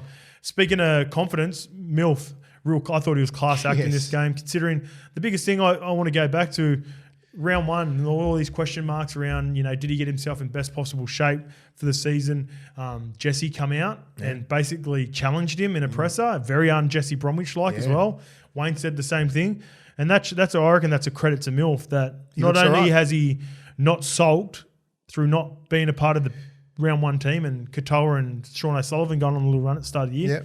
When he's coming on and played this year for the Dolphins, he's been on. Is he going to be their 6 next week? Oh, I dare say so, yeah. Like, do you reckon he's played himself into like, you're our man now? Oh, so like even if, because like Cody Nikorima. That's what I'm saying. So you put Nikorima back on the bench, I reckon he's played that good. You put the hammer back, you put Nikorima back, I reckon, because his defense was great, but how he was attacking the line with intent. Yeah. Like trying to break the line, really trying to beat blokes. We set that game. The kicking game was amazing, but he's getting down there and fucking smacking blokes. And that's inspiring. And like those young kids followed him. They followed him. So he's still got it, man. Don't give up on the MILF. That was class. That was fucking class, man. Yeah, I'm happy for him. He's only 28. He's only 28. 29 years old. So like, don't give up on him. He's just had a couple of rough years, and kid can play. If he's ever going to play his best football, be underneath the OG himself. 100%.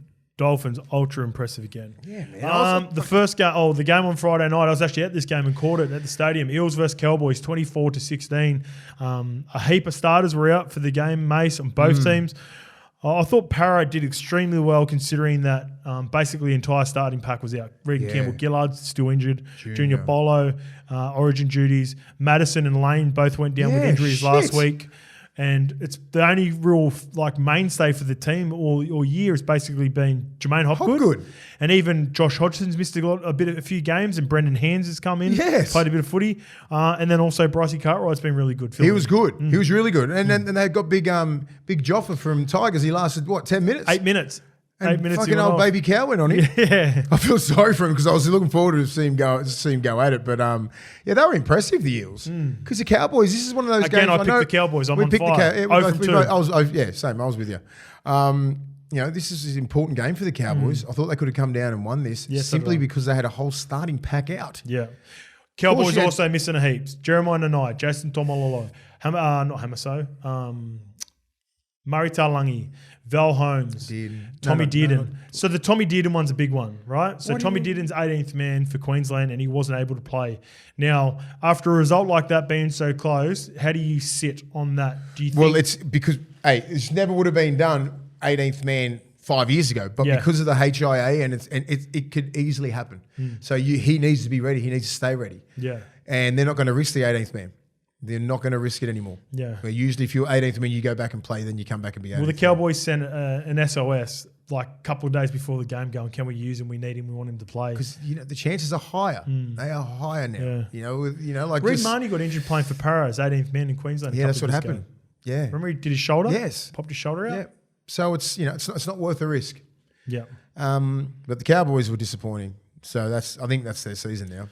Yeah, pretty much. Yeah. I thought they're really in it until that Cohen Hess right at the end. He does that offload right in the last 5 minutes, and they didn't get the ball back basically after that. Mitch Moses scores and ices it. What about your boy? Widemu! Fucking barging over. I think, he's improved out of sight.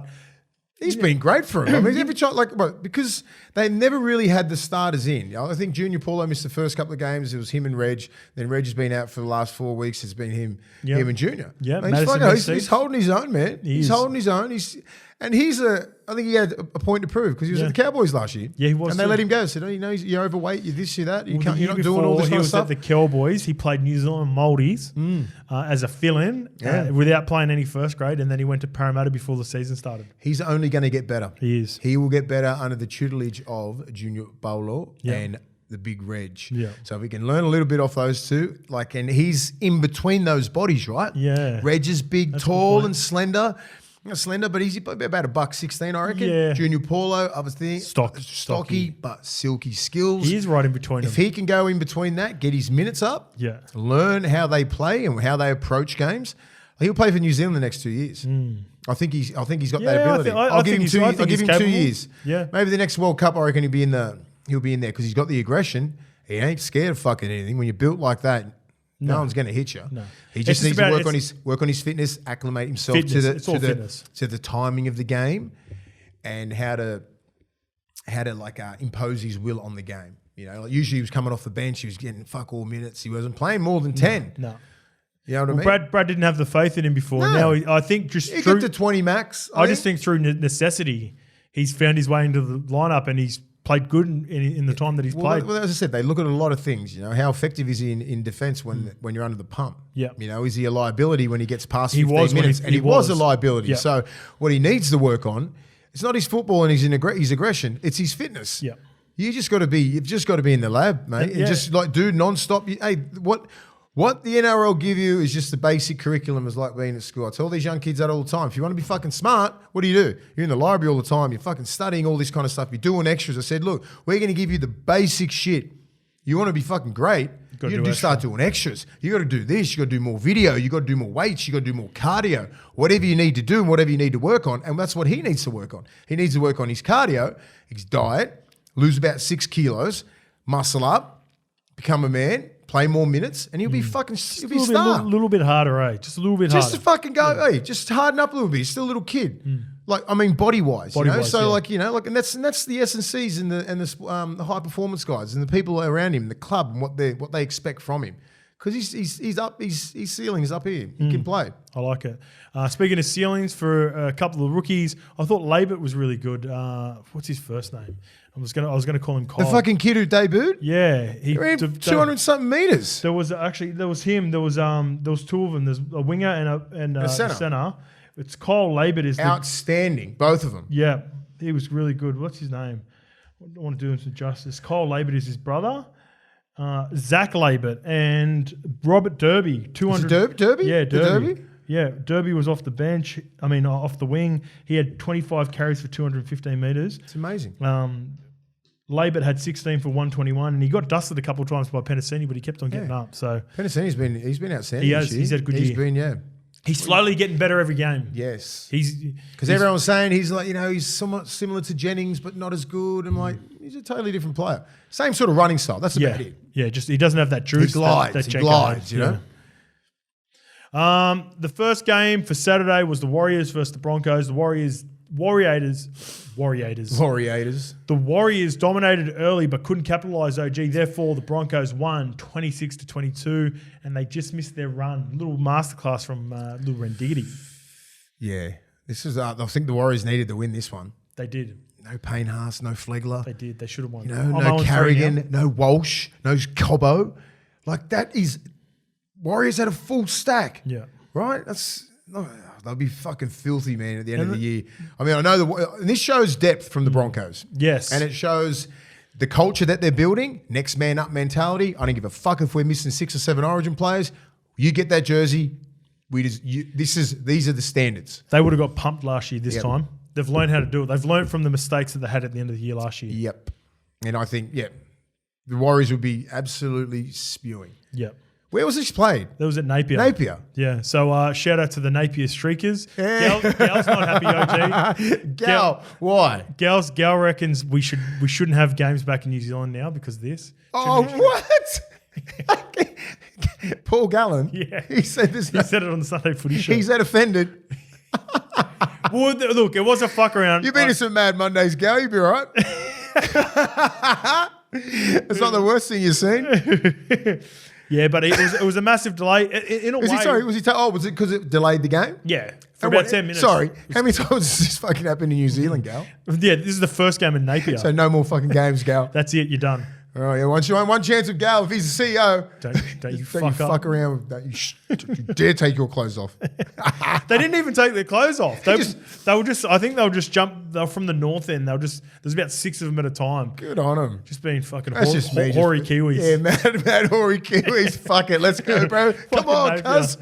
One of them would, and it would. Oh, I can just picture it's like Napier's a beautiful place. Yeah, Napier's nice, bro. It's nice, man. I've been down there. I would picture them like it's not even like it was planned. It just they would have seen one of the cuzzies go and go, fuck, I'm coming too, bro.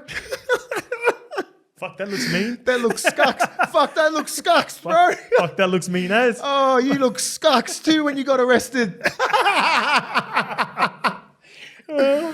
Fuck, you're an ass boy. Fuck, you won't go. Fuck you, Gal. I'm fucking stripping next year too, cuz.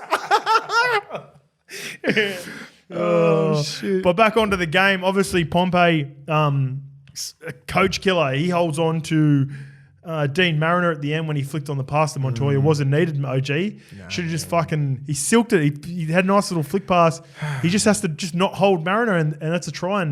And the Warriors have a kick to win the game from the sideline. I wonder what goes through kids' heads. You know, it's just like, just to fucking touch him. He went like, grabbed him and he went, oh, you know you fucked up. It's like, it's like when you're running these decoys now and you know you've got to run through the line. They practice this methodically at training. Chip someone in and you stand in, you stand in the line, like you keep running through. Someone hits you and you go,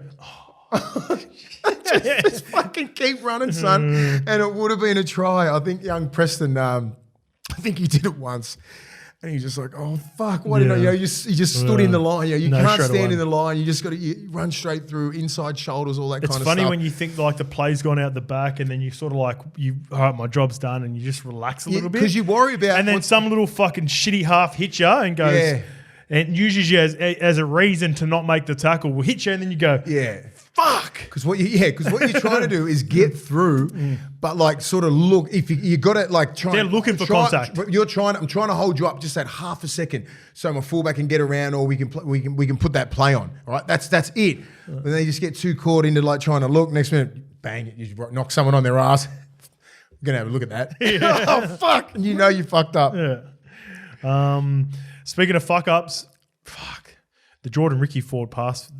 Try for Jordan Ricky, that was like a metre forward, OG. That's the Warriors have been hard done by. I've been calling for it for ages. Why, with all this technology and everything that we do in the bunker and everything like that, we'll get to the Newcastle game soon with what happened. Yep. That's what it's there for. Yeah. Like, why can't we call them forward passes? I think it's something to do with the angling of all cameras. Like it's not as easy as fucking like that. They're not. You'd almost need a camera. Like they do on NFL, where like riding up and down the sideline. Well, fucking get it, because it's costing people millions of dollars every fucking weekend, and the game, and it looks stupid on the refs. I don't know much about camera works, but I feel like that'd be expensive for some reason. Ridiculously expensive.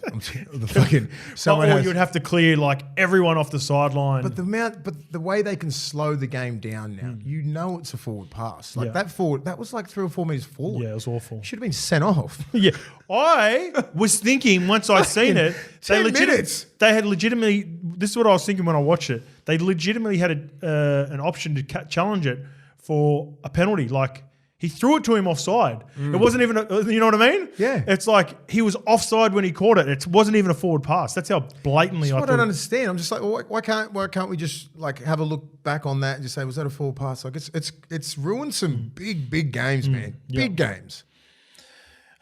Speaking of big games, Rabbits versus Raiders 30-20. The Raiders won 33-26. I don't know what I have that around the right way. Firstly, just want to send our thoughts and prayers. Yeah. I know he's doing well. Corey Hutawera Naira. Glad you're okay, bro. I seen the clip on the Raiders, which was nice to see that he's doing well. Yep. He had family there. I ended up finding out that he had a sister at the game, which is obviously nice, mate. Because the first thing that went through my head was, they're Canberra players, and you wouldn't think that necessarily there. the family travel every single week. Yeah, 100. But I think he's been based in New South Wales before playing for Penrith. He was at the Bulldogs. And the Bulldogs. That he had family here, and I was glad to hear that he had his sister at the game as well. That was scary, but man. very scary. Very. It gave me Damar Hamlin vibes from the NFL this year too, mate. Like, how did it happen? Was it just... Well, so what he did was he took a carry at the start of the set. Because I only saw the actual, like, the replays, because and obviously the replays just stopped. They're not doing it. So, like, he took a carry on play two. Looked like he hurt his leg, right? Something happened. He was sort of speaking to the trainer who was behind, floating around. You know, the trainers that just float behind attack the whole time?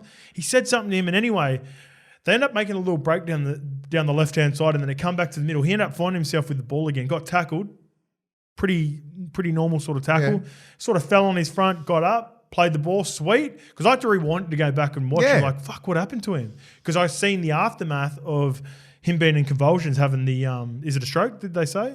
No, seizure. Seizure, yeah. Had a seizure, and I was like, fuck, he looked... Like, how? How did it happen? So... I guess it's just one of those freak accidents that can happen. You get hit in a certain way. Yeah, man. Pretty scary for everyone involved, but also glad he's doing well because. Because I only saw little bits of it, and then I saw a little bit of the replay. And obviously, they're not going to replay that all day and all that. And it was all socials and everything like that, which was great for friends and family. I only saw his. I watched most of that game. I don't know what I was doing for that 10 minutes. I was just like. I missed it originally. Yeah, that's what I'm saying. That's what I said. I was trying to catch up. I had to go back and watch it. And then I saw a little bit. I'm like, oh, yeah. You could. I think remember Damar Hamlin, the NFL. If anyone knows what happened to the Buffalo Bills guy, got hit, bang, chest, seizure, heart attack. He got back up again, didn't he? Too. Got up and then collapsed. Yeah. And he's having a full recovery, which is great. But yeah, I'm glad to see that he's okay. Yeah, and he's fucking scary, man. That's when you know life is more than football, man. Oh yeah, it would have been very. Imagine like having to play that last 15 minutes. I think Cody Walker said it. Because you wouldn't have fucking known, man. No. Like, because I think a lot of the guys, they do watch the NFL. Yeah. You know, like, a lot of they called that game off. Yeah. You know that? Yeah. You remember that? They fucking they all stood around and went, nah. Can't go back and play. We're not playing again. That's why. In saying that, he was in a coma. The difference was, I think. Oh yeah, I know that, and he had a heart attack on the field, and he had seizures. It was a bit. I know it was a bit different. He died, and they had to bring him back to life. Yes, I whereas understand that. I know I'm not trying to downplay what happened to Corey, but I think he had a seizure for about 25 seconds, I believe. Yeah, and then he regained consciousness. He was in a pretty good place where he was communicating with them pretty early. Okay, sweet. So I think that was the difference. But I'm telling you, I'm playing, I'm looking at that going, fuck, it's going to be very hard for me to focus for the next 15 minutes. If your teammates and you're the coach and you're everything like that, so it's hard to refocus again. And that was a fucking hard game. It was. They did refocus though. The Raiders refocused, got the win. We talked about big tarps, big pups. If they had lost that game, they would have been very disappointed, especially your forward pack. Because I sent you the stats of what those the forwards did. Did you see? I think it was 2 missed tackles. And they were from Nick Kotrick. Did you see that? Roasty? Yeah, I know. Yeah, Roasty's the best. Shout out to Nick Kotrick. I don't know why he was in that stats. Why was he in that stats? I don't know. And then it had Nick Kotrick, 1 tackle, 1 miss. It had the whole 50%. Forward pack. Like it had all big puppers and tarps, massive stats, 50 tackles, no misses. Fucking Nick Kotrick, 1 attempt, 1 miss. Oh, that's fuck Roasty. Yeah. Killing him. One job, wingers. Love you, Kotrick. Love you, Kot. But yeah, I thought Cody was the best player on the field in the beaten side. He just fucking did absolutely everything to will his team to win. He's just like, is he in career best form, you reckon? Fuck, I remember a couple of years ago, though, he's always in good form. Like, I reckon he's one of the best club players of all time. Well, why you say he's the best club player? Why is he never really proper considered for Origin? Because he got given 1 chance, 1 or 2 chances. That's all he's been given, and they go with combinations. As soon as Cleary started hitting the scene, I think it's an aging for him. And because he's not the future of the next 5 or 6 years, right? So they did give him his flowers. They got him. He played. He played in the series that they lost off the bench in 14. Exactly. So he didn't really get a full crack at it. Not in 14. In 21, he played in 2020, but he played off the bench in the 14. Yeah. So has he been given the 6 ever? Not out now. I don't think so. So he's always deserved. He's always been one of our best sixes, but it's always been a combination thing, and it's been an age thing. Because you're looking for the guy. He didn't hit the scene until he was 26. He didn't start really pushing for rep football, and he was like 30. True. Yeah.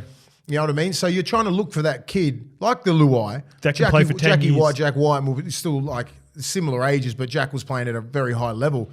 And As a kid. And he started from 18, 1 19. into 6, and then you got Luai, and then, you're probably looking at Luai as the future because like he's 23, 24 years old? You can grow together with Nath, whether it's Nico or Jerome or Matty Burke. They're all in their mid-20s. So it's probably an age thing. It's just a timing thing for him. Yeah. Speaking of timing, Jared Croker, they're trying to time his 300th game. Ricky Stewart come out after the game, Mace, and he said no matter what, Jared Croker will not play next week against the West Tigers out of Campbelltown. Good. They're saving him for Canberra to play his 300th game. So he's on 299, mate. How good's that? Are you a fan? I am a fan. Yeah, so am I. Because he deserves that. Yeah. He deserves it. He's like 300 games is huge. And how he's got to 300, everyone thought he was done a couple of years ago. Yeah. He's got Just his through chance. injuries, He's rehabbed. Yeah, only through injuries, not because of the play that he is. He's rehabbed it. He's persevered. The amount of resilience that it showed to come back and to get back into the NRL because they've got some dogs down there. And he's a different sort of player. Like 10 years ago, Croaks was fucking pushing on an Origin. He was that dude. Now he's a lot of players, best that never played Origin. Yeah, he's going to be in that. He's going to be in the top 30. He's going to be in your starting 13 best never to play Origin. Yep. He's going to be in that. So for him to persevere and do everything like that, he deserves all the accolades and all the adulation that he will get pack Canberra Stadium. not fucking Campbelltown. Yeah. Come on, man. If I'm Croaks too, I'm like, thank you. Yeah, well, so here's my point, right? I'm thinking, I'm in bubble wrap for a week too. Yeah. I'm doing anything. Kicking the feet up. Oh, mate. Yeah, but you don't want any soft tissue injuries or anything. Just let me get to the game. Yeah. Yeah, you're spending all in the gym, only doing machines. Hyperbaric and just fucking... Give me rower, give me fucking captain's run, fucking assault bike. Devil's advocate. Devil's advocate. The Canberra Raiders, how important it is, obviously not only make the 8, but to make the top 4. There's been a clear change of form since he's been inserted. They've lost one game against Manly since he's been in the team. As a Canberra fan, are you looking at this going, yeah, I'd love to celebrate his 300th at Canberra, but Tigers ain't scrubs, man, and we need to beat fucking the West Tigers. Yeah, but I'm thinking... Does this mean more than potentially making the 8 or top 4 down the road? I just think they go, I'll put Sebastian Chris back in the centres and I'll put Savage at fullback. Yep. You're probably going to have more potency. Like Croker's Croker. You know what I mean? Like he's going to have that silky touch. He's a great defensive player, great defensive player, great goal kicker. But I think they're back in their team, right? They're back in their boys going, all right, they'll get the job done. We'll give Croker his 300, something to celebrate down in Canberra. So I think it's a great thing, and I think it's a confidence thing. It's not disrespectful to West Tigers. It's like, no, we're not going to celebrate his 300th. They're celebrated in Canberra. Is there a world in which he probably would have got a designated rest day anyway because he's just at that point of his career, Father Time's undefeated? You know what it's like? Yeah, he's like, what is he, 33? He's 32? I think he's like 31. Fuck, I know. Yeah. I think he was 30 a couple of years ago. He'd be 32 max. How old's Croaks? He'd be 32 max. Reckon? Yeah, I think he's Dane Gagai's age, 32, 33. I reckon. Yeah. So, I don't know. There would be, he's never going to want to have games off. No one's going to do that. But like for this occasion, you'd be like, thanks. 33, yeah, 32, 33 this year. 32. So at this time in his career and what it means to him, because this has been, he should have had 300 3 years ago when he was 29. Yeah. So it means a lot. And I think you'd be thanking Ricky. You'd be like, no, Ricky, I will play. Of course he will because he loves the club and he wants to win. Yeah. But on the other side, would be like, yeah, nice. Fucking, Hell, his family, pack it down. They'll green out. They'll get the horns playing, all that sort of shit. So, yeah, well done, Ricky.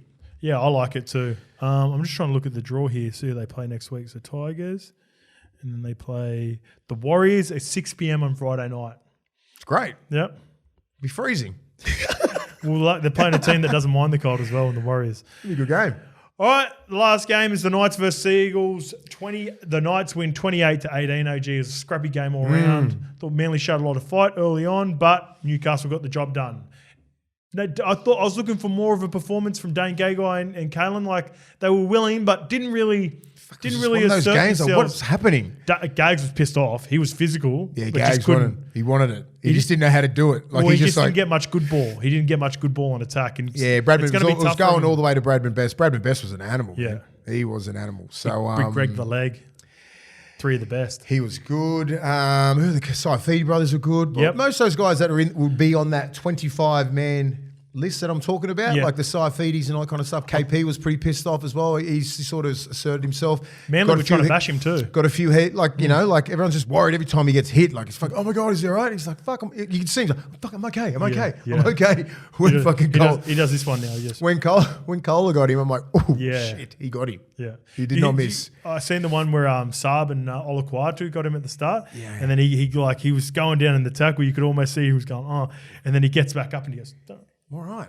He's tweaking the head. He's just going like he does this thing, and he's like pops his shoulder a bit and starts talking. But he was good. I thought he was good. They got better. They got better as the game went on. They did. They were just a little bit nervous because it was a game that they expected to win. Yeah. And Newcastle Knights in the last couple of years have not been expected to win games. No. With everyone that's out for the Seagulls. So who's out for the Seagulls? Tommy, Jake, and Daly. That's enough. Yeah. That's enough. Yeah. I thought Olaquatu was better. Yep. I thought he was better. He's had injuries for about, I reckon, 4 or 5 weeks. Yeah. And that's when he's got a big padding around his leg. He started to decline. You know what I mean? So needs a little bit of help. I thought Kepi was good. I thought he defended really well. Yeah. They had a crack, man. They were in that game. Shuey showed signs of like what makes him so special, but where he needs to get to still. Yeah. Like he had an opportunity to, I think, assert his will on the team with no Cherry there. Or his leadership. Or get to spots, like make sure they got to spots where they could attack and where he does his best work. I felt 3 7-second tackles, 3 7 sets. You know what I mean? Whatever. You know, like just kicks too much on him. They had a lot of opportunity, man. They did. They did. And he does show some fucking freakish stuff, you know. But you just want to see more. That's instinct.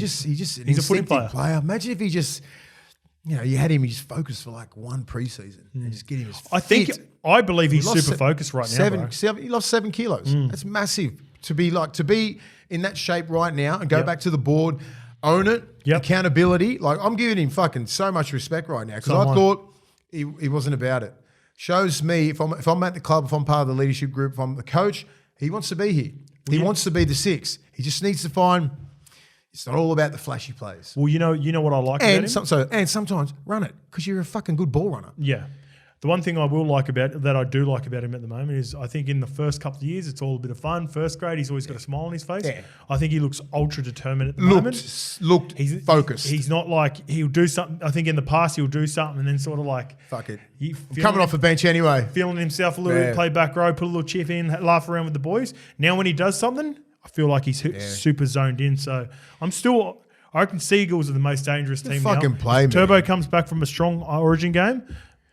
I reckon watch out for the. I gave up on him like 6 weeks ago. Yeah, too. it's okay. It's okay. I'm back. I think he can really like start building a beautiful relationship with Olaquatu because the way that he can hold that ball and if he can have Turbo around the back, see that one? Like he can double pump, he can he's got all the fucking skills.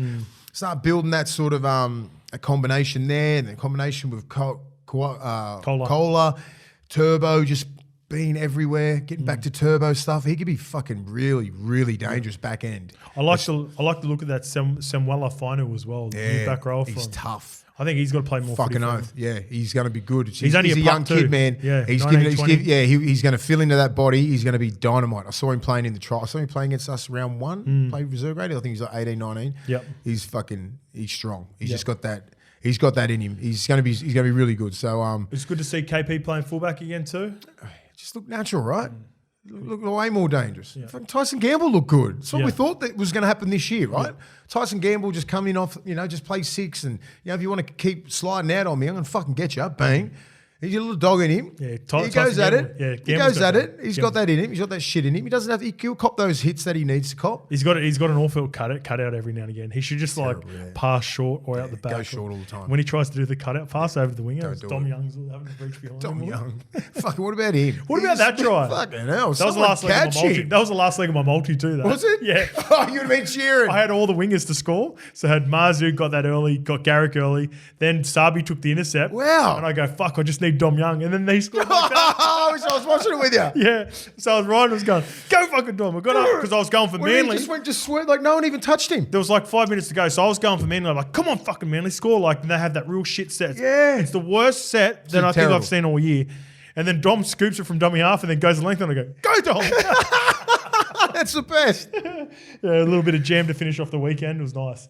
What about the bunker? The last one to wrap it up. The bunker delay. Who got sent? Sorry, who got sent? Not sent. So 10 minutes. 10 minutes. Kohler got. He deserved to get. Deserved to get 10. Yep. But the bunker, when Taniela Paseka was getting up to play the ball, he put it on Saife's foot, and the ref called it a knock on. They challenged, and originally the rule come down. No, he didn't put his foot in the ruck. That was a knock on. The ruling was a knock on, right? Yes. So the ref just didn't say anything, left it. Yes. For about 30 seconds, and then I believe there was communication was like, look again. Because even though he planted on his foot, he actually never released it.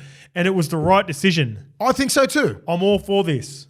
Yeah, I know. But this is 2 weeks in a row. The ref has told the bunker to look because the players are sitting there going, fuck, dude, you just said it's a knock on. Well, he said it was unsuccessful. He said it. Yeah, that's what I'm saying. So you as a player, he's like, yes, we got that one back. Who cares? You sort of, your mindset switches. Then it's like, and Goff's he's like, got the ball again. Goff's like, nah. So I was like, waiting, I was going, because when I said it live, I was like, oh, he didn't lose that. So I was like, that was weird. Anyway, but I assumed it was going to be a penalty because that's what the bunker said. What about the Phoenix Crossland try?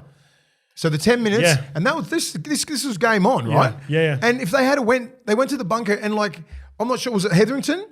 And the ball's getting raked out, so it's getting raked out. So or Elliott. It should have been a knock on, and then it got pushed back, and then Phoenix puts the ball down. They go try. I'm like, that is not a fucking try. Yeah. It's a knock on. Yeah. And everyone's just like, what? Did that even go to the bunker? It did, yeah. I went to the bunker. So they're sitting there. This is why people get pissed off. They're sitting there in their fucking $1 million bunker making these decisions. And you know for a fact that the ball's getting ripped out and his hand was facing that way. Yeah. So that is a knock on in everyone's eyes. Yeah. It fucked the game up. Yeah. And you have ample time to sit there and make the right decision. And this is why people just lose their shit. Just get your fucking decisions right. Yeah.